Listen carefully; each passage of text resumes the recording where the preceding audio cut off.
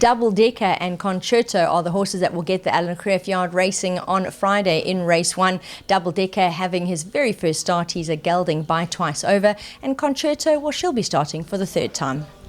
Morning, Nadine. Yeah, Double Decker, is bred for ground, and this may be a bit too on the sharp side for him, so we'll see how he goes.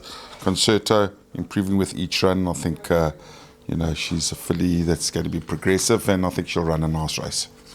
2 runners in race 2. Ragazzo Grande showed the expected improvement last time out, and he just missed the frame. He'll be joined by 10 Star, and great to see jockey Greg Sheen in the irons visiting the Eastern Cape from the UK, and riding for his old yard.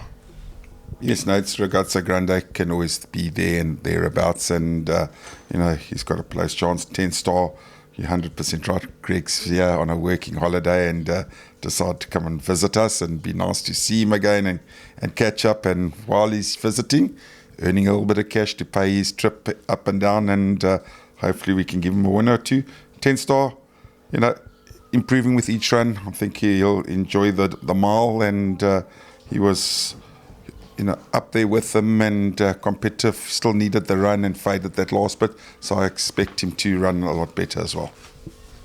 Well, we'll be looking forward to seeing Greg in action. Moving to race 3, 3 runners here. Gideon's Daughter just found one better last time out. She's overdue for the win. She'll race alongside Tarbeaten, Temptress and Ursern Valley, both of whom are racing off breaks.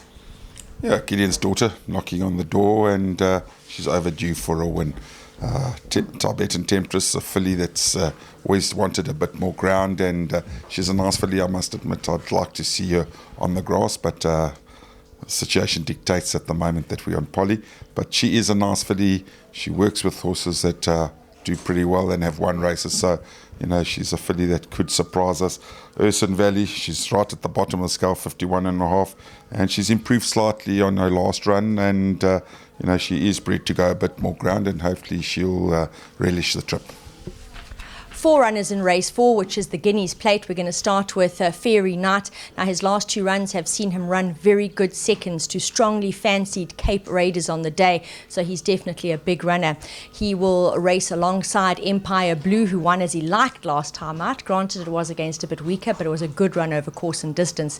Legal Thriller will be having his post-maiden run, so got a little bit more to do, but it was a good win last time out. And Back for More, the filly, takes on male opposition, but she was a super second in the fillies Guineas Plate last time out behind the smart-looking Joy and Peace.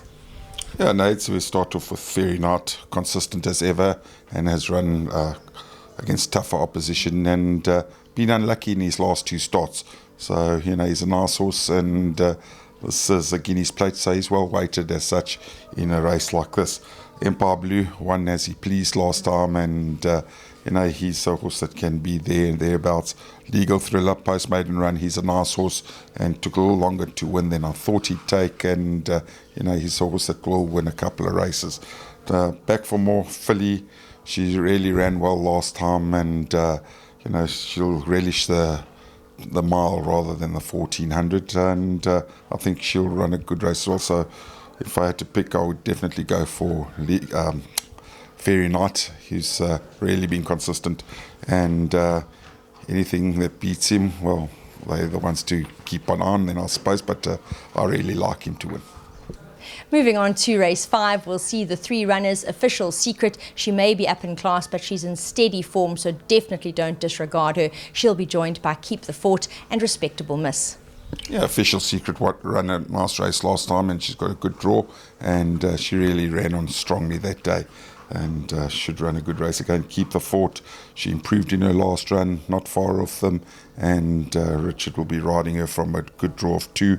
And then Respectable Miss, bottom of the weights, she's steadily finding her feet again, and shouldn't be far off in winning a race.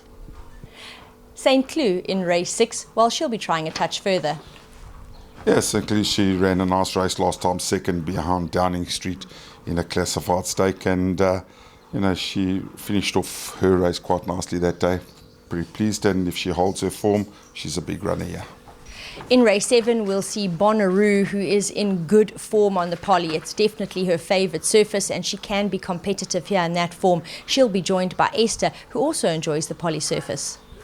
Yeah, Bonnaroo loves the poly, as does Esther. Bonnaroo's drawn 2, Esther's drawn 9, and it's a small field, a lot of speed, and I think it's going to be a battle of wits here. And in race 8, the yard will close with Path of Choice and Arturo. Path of Choice, gets on very, very well with Richard Fourie, and the combination is in very good form at the moment. And Arturo is a horse who can definitely improve, like he raced, having only his 5th start. Yeah, Path of Choice was a touch unlucky last time. One stride past the line and he was ahead clear, so he finished his race off really strongly. Not drawn well, but not a big field, and he does come from off them if the draw dictates. So he's quite an easy horse to ride as far as that's concerned. Arturo, nice little horse, been very immature, and he's just got to find his feet. Let's hope for better from Arturo. I'm sure he can show improvement, but Path of Choice is definitely a horse that can't be left out.